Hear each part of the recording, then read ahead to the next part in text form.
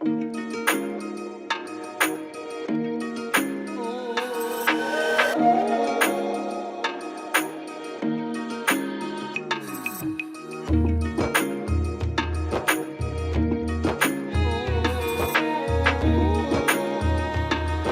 Morning everyone. हमारी सुबह की शुरुआत हो चुकी है पोछे के साथ में। और सुबह का उठना ही सबसे ज़्यादा कठिन है। दिन में तो सो नहीं पाते हैं और सुबह को जल्दी उठना बहुत ज़्यादा वो होता है। अभी काम का थोड़ा टेंशन चल रहा है तो इस वजह से नींद पूरी नहीं हो पाती है। सुबह को इतनी अच्छी नींद आती है और सुबह को फिर उठना पड़ता है। इतना टेंशन देता है सुबह का उठना, तो ऐसा लगता है कि सो लो। अगर सो लिए हम तो समझ लो हमारा पूरा दिन बर्बाद हो जाएगा। थोड़ा हिम्मत करके उठ तो जाते हैं कि भाई जब रोज़ का काम है तो उठना तो पड़ेगा ही, पर पता नहीं क्या हो गया है। जैसे रात में नींद पूरी ना होने की वजह से थोड़ा सुबह में उठना थोड़ा कठिन लगता है। मन ही नहीं होता है उठने का। ऐसा लगता है एक आध घंटे और सो लो। अगर एक आध घंटे हमने लेट करा तो हमारा पूरा दिन ही लेट हो जाएगा। तो इस वजह से हमें सुबह में थोड़ा हिम्मत करके उठ तो जाते हैं, काम निबट जाता है। ये नहा धो के फ्री हो जाओ तो आधा काम ख़त्म हो जाता है। सबसे ज़्यादा मुझे तो झाड़ू पोछा और नहाने का काम लगता है। मशीन में कपड़े तो जब चाहे तब लगा लो, नहाने के बाद तब धुल जाएंगे, कोई दिक्कत नहीं है। पर नहाना सबसे ज़्यादा कठिन होता है और सभी सो रहे होते हैं। बस तो यही रहता है कि उड़ जाते हैं, थोड़ा मन नहीं होता है पर करना पड़ता है काम की वजह से। कुछ चीज़ें जैसे पसंद नहीं होती हैं फिर भी लाइफ में करनी पड़ती हैं मजबूरी में। तो वही चीज़ है कि सोना सबको अच्छा लगता है, आराम भी सबको अच्छा लगता है, पर काम है हमारा तो करना पड़ता है। वरना हम भी जैसे नॉर्मल सोचे कि नॉर्मल लोगों की तरह रहना खाना वो सब करें, वो हो नहीं पाता है। क्योंकि हमारा काम है तो हमें काम के प्रति हमारी ज़्यादा जिम्मेदारी बनती है और थोड़ा आराम कम करें। बस यही है, हम इतना आराम करते हैं पर हमारी पर्सनालिटी पे कोई फ़र्क नहीं पड़ता। जितना शायद ही मैं काम करती हूँ उतना ही कोई करता होगा। पूरा दिन काम करती हूँ पर बॉडी पे कोई फ़र्क नहीं पड़ता मेरी। जबकि इतना ना खाना खाती हूँ ना कुछ भी, फिर भी नहीं ऐसा होता है। तो यहाँ पे हम अंदर का पोछा लगा दिया है, ऊपर लगा दिया है, आंगन में लगा दिया है। तो हम यहाँ बाहर कूड़ा डालने गए थे और बाहर धुलाई कराए थे। फिर धुलाई करने के बाद फिर एक राउंड हमने यहाँ पे भी पोछा लगा दिया था। अभी घर वालों को हमने उठाया नहीं था। हमने कहा चलो एक राउंड लगा दो, पूरा इधर निबट जाएगा तो दिक्कत नहीं होगी। तो उसी चक्कर में बाहर पोछा इसलिए लगाया है कि वो सूख जाएगा। ऑस्कर जाएंगे, बस ऑस्कर रह गए हैं बाहर जाने के लिए। फिर सामने सामने लगा के ले आऊँगी पोछा, फिर इतनी दिक्कत नहीं होगी। तो मैंने इसी चक्कर में नहीं उठाया है। मैंने कहा जब उठाएंगे तो उस टाइम तक ये सूख जाएगा तो केवल ऑस्कर को जाना है बाहर। तो इसी चक्कर में फिर मैं यहाँ पे आ गई हूँ। ये बरांडे का भी ये ख़त्म कर देती हूँ क्योंकि बरांडे में आके वो सो जाता है। तो बरांडे का इतना कोई टेंशन नहीं रहता है कि यहाँ पे भी पोछा लगाना है। यहाँ कोई आएगा, यहाँ कोई नहीं आता। ऑस्कर के बाद कोई नहीं चलता है। घर वालों को भी पता है कि मुझे गुस्सा आता है तो इसी वजह से तो वैसे भी घर वाले नहीं यहाँ पे कोई भी चलते हैं। फिर यहाँ पे उनके सामने दरवाजे के सामने रह गया था क्योंकि बरांडे में मुझे 3 बार लगाना पड़ता है। एक बार तखत की साइड लगाना पड़ता है, फिर एक फ्रंट पे लगाना पड़ता है, फिर इधर 3 बार पोछा धुल के लगाना पड़ता है। तो मंदिर में धुलने के बाद तो पहले मैं तखत और वॉशिंग मशीन के पीछे लगा लेती हूँ, फिर मैं इधर साइड में लगा लेती हूँ। तो अब मैं यहाँ पे आ गई हूँ। अन्नू को उठाने की बिस्तर हटा दो, केवल एक रूम ही रह गया है पोछा लगाने के लिए। उसको भी मैं लगा दूँगी क्योंकि इन्हें बाहर जाना है। ये भी बाहर बार बार मचल रहे थे बाहर जाने के लिए। तो इनके पापा उठेंगे तो वही इनको लेके जाएंगे। तो ये पीछे पीछे घूम रहे हैं बाहर जाने के लिए। इनका तो बस सुबह का उठ का बस इनका ही एक काम है। और थोड़ा मैं तो घर वालों को जैसे उठाऊं भी नहीं, अगर मैं कुछ काम जैसे खुद कर पाऊँ। वही बताया है कि सर्फ की वजह से मेरे हाथों में लगता है तो मैं बाल्टी वाल्टी भी नहीं धुल सकती। तो मैं इस वजह से मुझे उठाना पड़ता है क्योंकि वही दिन में मैं तो कभी जैसे फ्री होती हूँ तो सो लेती हूँ, पर इनका सोना नहीं हो पाता है क्योंकि इन्हें पूरे दिन भागना होता है। तो थोड़ा तरस भी आता है कि थोड़ा आराम मिल जाए। तो कोई ये मतलब जल्दबाजी कर रहा था, तो ये इनका पैर थोड़ा मुड़ गया था, गिरने से ये बच गए थे। इसको बहुत जल्दबाजी रहती है, पैर पहुंचने के लिए तौलिया लेने जा रहे थे, तब तक इसने थोड़ी जल्दी कर दी, तो वही थोड़ा सब पैर मुड़ गया। डर लगता है, पैर में पहले से ही फ्रैक्चर है, रॉड डली हुई है, तो डर लगता है कि कोई दिक्कत ना हो जाए। तो वही हम बाहर नहा धो के आ गए हैं, क्योंकि हमारा पोछा तो ऑलमोस्ट ख़त्म ही हो चुका था, तो लास्ट का थोड़ा रह गया था, तो वो भी हमने करके हम नहा लिए। नहा के फिर हम मंदिर साफ़ करने आ गए हैं। इनका थोड़ा जब लास्ट में उठते हैं तो थोड़ा काम भी थोड़ा लास्ट का रह जाता है, तो ये नहा रहे हैं, इतने में हम मंदिर साफ़ कर देंगे, क्योंकि इससे ही पूजा कर लेंगे, मंदिर साफ़ हो जाएगा। तो हम वही दीपक वगैरह लाके हमने यहाँ पे रख दिए थे, मंदिर साफ़ कर दिया था।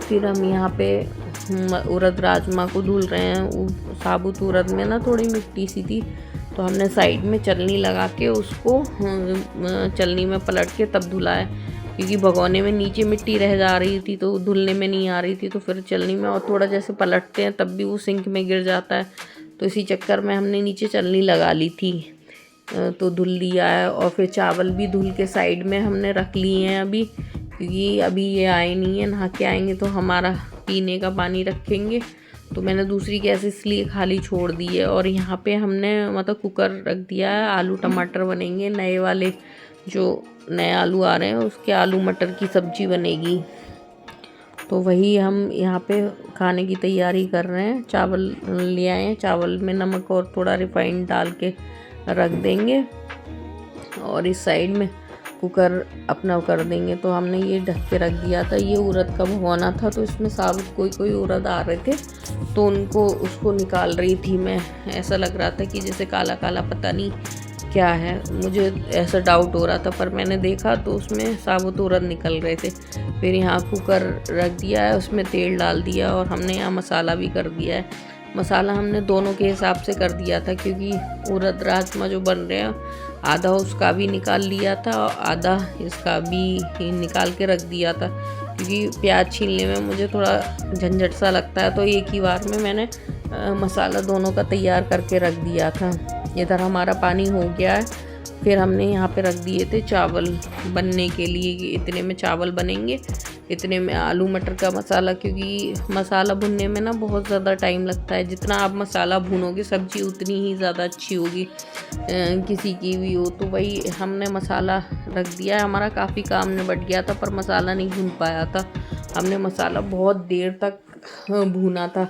और फिर यहाँ पे जो थोड़ा स्लैब गंदी हो गई थी, हम उसे भी साथ के साथ साफ़ करते जा रहे हैं। और यहाँ पे हमने आटा गूंद दिया है साइड में, मसाला पर अभी भी नहीं हो पाया है। फिर हम इसको भी साफ़ कर देंगे।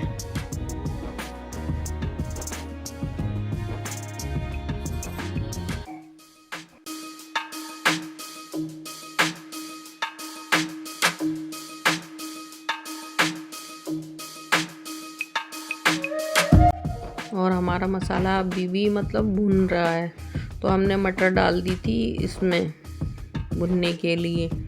फिर हम जो एक्स्ट्रा बर्तन कुछ रह गए थे धुलने के लिए, तो हम वो इकट्ठा करके हम वो धुल देंगे। ये अभी भी पूजा कर रहे हैं, ये पूजा करके आए थे, तब हमने उस टाइम आटा गूंद दिया था, चावल बना दिए थे, दाल रख दी थी बाहर पकने के लिए, और आलू मटर यहाँ पे मतलब छौंकने की तैयारी कर दी थी। और जब चाय बनी थी तो हमने दाल मखनी का भी मसाला भुनने के लिए रख दिया था। और यहाँ पे हमारे चावल हो गए हैं, तो हम उसका माड़ निकाल रहे हैं। ऊपर पंखा चला के निकालना पड़ता है, नहीं तो हाथ पे मतलब जल जाते हैं। तो हम वही माड़ निकाल रहे थे, पंखा चला के हमने निकाल दिया है चावल का माड़।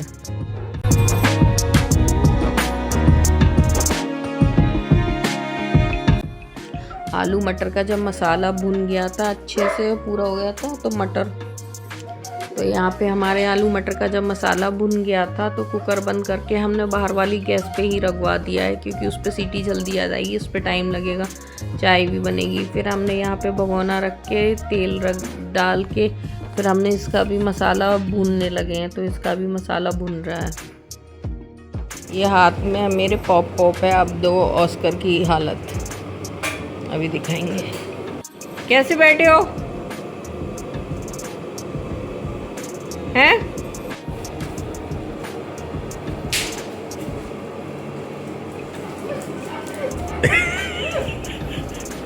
कौन है?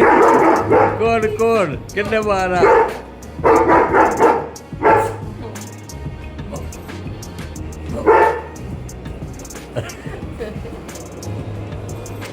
देखना, ये एक बचा, एक फूट गया, तो ये मुंह में दबा के ला रहा है, वो छूट गया, तो वो भी इनके मुंह से फूट गया। जमीन पे गिरते ही फूट गया। तुमने पटाखा फोड़ा? हमारा सारा खाना बन गया, आलू टमाटर बन गए, चावल बन गए, आटा भी गूंद के रख दिया है, और आलू टमाटर बाहर पकने रख दिए, चौके यहाँ दिए थे, बाहर गैस पे रख दिए हैं। और इसमें हो रहा है उड़द राजमा बनाए, तो उसका मसाला भून रहे हैं इसमें। और मसाला भूनते भूनते हम थोड़ा ऑस्कर को परेशान करने चले गए थे। वो पटाखे से थोड़ा डरता है, तो हम उसको वही छोड़ रहे थे उसके ऊपर, वो ऊपर चढ़ जाता है, उसे गुस्सा आने लगती है। फिर यहाँ पे हमारे पतिदेव हमारे लिए बाजरे की रोटी बना रहे हैं, क्योंकि वो बाजरे की रोटी बना लेते, बना तो हम भी लेते पर हमें थोड़ा आलस आता है। तो वही बाजरे का आटा निकाल के थोड़ा पड़ोस वाली भाभी से लिया था और थोड़ा बाज़ार से लेके आए थे, तो वही आटा गूंद रहे हैं। हमारे लिए बाजरे की रोटी है, मुझे बहुत ज़्यादा पसंद है, तो वही हमारे लिए रोटी बना रहे हैं। यहाँ पे पॉलीथीन फाड़ रहे हैं हम, और बाजरे की रोटी उधर उड़द राजमा और क्या आलू मटर की सब्ज़ी से बहुत ज़्यादा टेस्टी लगती है, तो वही खाने की वजह से हम कर रहे थे। तो ये इन्होंने हमारे लिए बाजरे की रोटी बनाई है, पॉलीथीन पे तेल लगाया है, फिर लोई बना के रख दी है, फिर प्लेट से उसको फ्लैट कर दिया है दबा के कस के, तो वो गोल बन गई है। थोड़ी सी जैसे रोटी कहीं से मोटी सी लग रही थी, तो उसको थोड़ा वो लगा के हाथ से थोड़ा उसको फैला रहे हैं, जिससे कि वो पतली हो जाएगी। तो वही इस तरीके से इन्होंने हमारे लिए काफ़ी सारी रोटियां बनाई थी। कुछ हमने मतलब 2 दिन मतलब खा लेंगे उनको गरम करके, केवल पचा के रख दी थी हमने, गरम मतलब सेकी नहीं थी, सेकी तुरंत की तुरंत थी। तो वो ऐसे ही करके जितनी हमें खानी थी हमने उतनी ही सेकी थी। तो हमारे लिए स्पेशली आज इन्होंने हमें बाजरे की रोटी बनाई है। आप कमेंट में बताना बाजरे की रोटी कैसी बनी है, अच्छी लगी हो तो please like share and comment and subscribe करना। चैनल पे नए हैं तो प्लीज़ सब्सक्राइब कर दो। इतनी सारी रोटियां हमारे लिए बना दी थी। फिर आधी रोटी लेके आए हैं अपने लिए, तो वही मुझे खिला रहे हैं।